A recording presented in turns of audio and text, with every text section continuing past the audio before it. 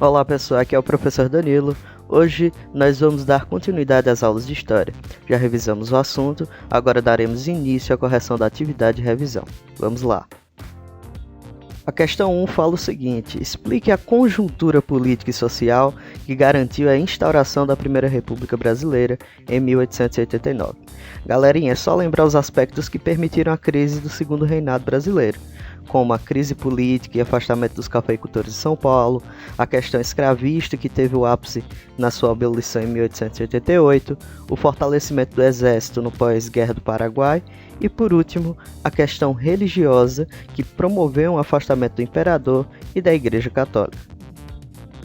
Já a questão 2 fala o seguinte: caracterize o período conhecido como República Velha.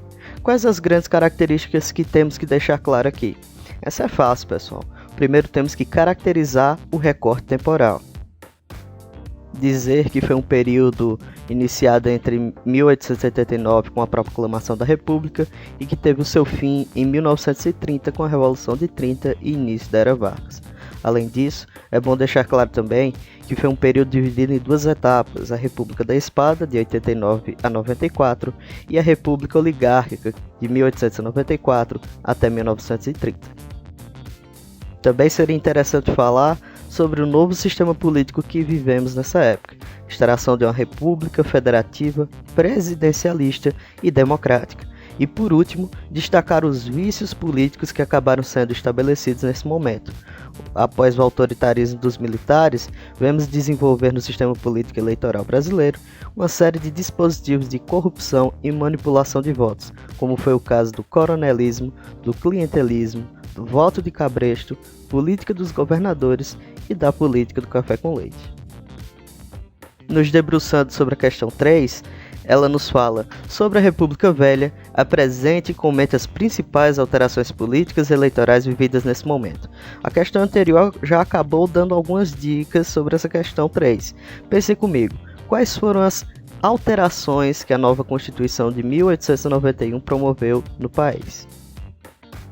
Os pontos fundamentais que devem ser discutidos aqui é a instauração de uma república, ou seja, um governo voltado para o povo, instauração de uma democracia, um governo eleito pelo povo, início de um sistema presidencialista, o presidente sendo a autoridade maior do executivo do país, eleito por voto direto, início do federalismo, que dava grande autonomia aos estados em relação às leis, cobranças de impostos, forças militares próprias e assim por diante.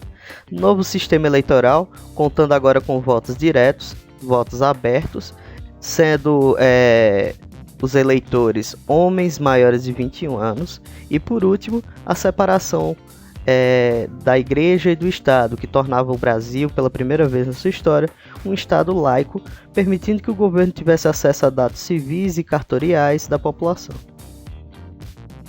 Já a questão 4, ela diz: o que foi a chamada República Oligárquica?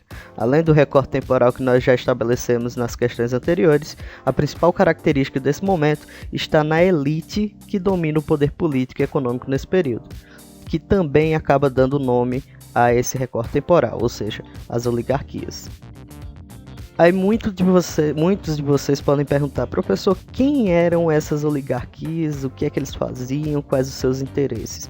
Na prática, as oligarquias brasileiras eram um pequeno grupo de pessoas pertencentes ao mesmo partido, à mesma família ou classe social, na maioria ligados às atividades agropecuaristas e que se inserem no sistema político no intuito de manobrá-lo de acordo com seus interesses econômicos.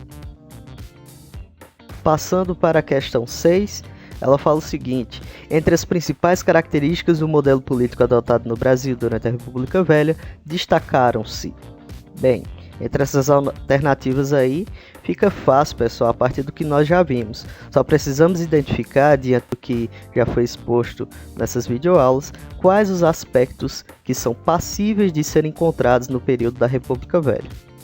Letra A, por exemplo, fala que durante a República Velha nós tivemos a política do regresso conservador, o militarismo e o voto censitário. Nenhuma dessas três aí podem ser identificadas dentro do período da República Velha. Já a letra B, a política dos governadores, o coronelismo e o voto de cabresto. Bem, a política dos governadores, o coronelismo e o voto cabresto eram sim ferramentas de controle do poder, que acabaram sendo utilizadas por todo o período da República Velha. Sendo assim, a alternativa correta seria a alternativa B. A questão 7, ela fala: de acordo com nossas aulas, com suas palavras, explique o que foi o chamado coronelismo. Essa é fácil, galera. Só lembrar de quem estamos falando. Do coronel, figura de grande poder nos interiores do país, que tinha em seu poder ou em suas mãos grande parte das produções agrícolas e acumulava cargos de benfeitores, políticos e militares.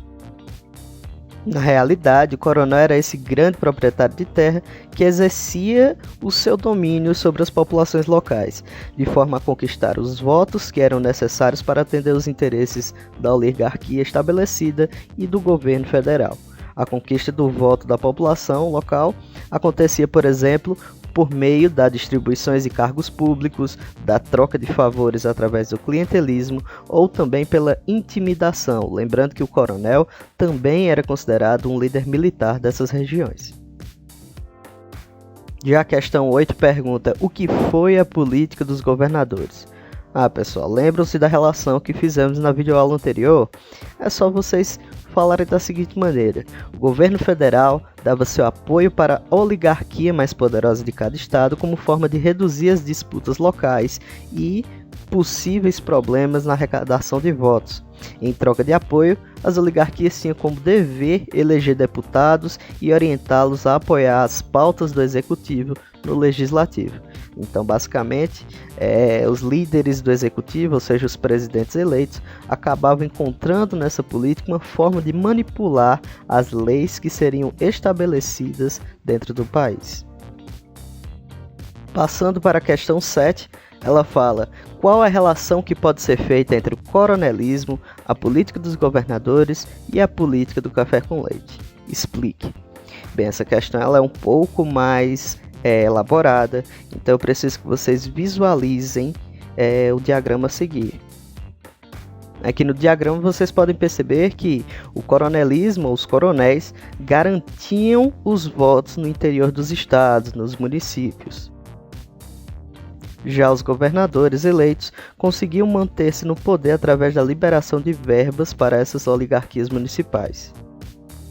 E por último, essas verbas eram na verdade garantidas pelas mais fortes oligarquias do país, vindas lá de São Paulo e de Minas Gerais, que se revezavam no poder federal através da troca de favores e com o apoio dos seus colégios eleitorais, criando assim um ciclo de manipulação e corrupção, onde a venda, a troca de votos, garantia também o envio de verbas para os estados e para os interiores dos municípios.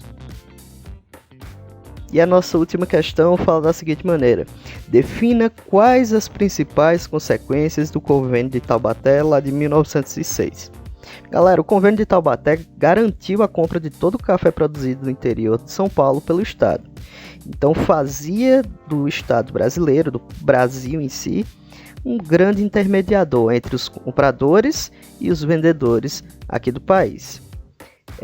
As duas grandes consequências que não podemos nos esquecer de maneira alguma são o controle dos preços do café, que eles acabavam flutuando muito e acabavam criando uma dependência enorme do mercado externo, mas em consequência houve um crescimento dos empréstimos feitos pelo país e, consequentemente, a dívida externa do Brasil acabou aumentando muito durante esse período. Então é isso, pessoal. Eu espero que todos tenham entendido o conteúdo até aqui. Nossa próxima videoaula será já com os conteúdos novos. Então não deixem de reler o capítulo 3, principalmente as partes que ainda não chegamos, belezinha? Um abraço a todos e até mais!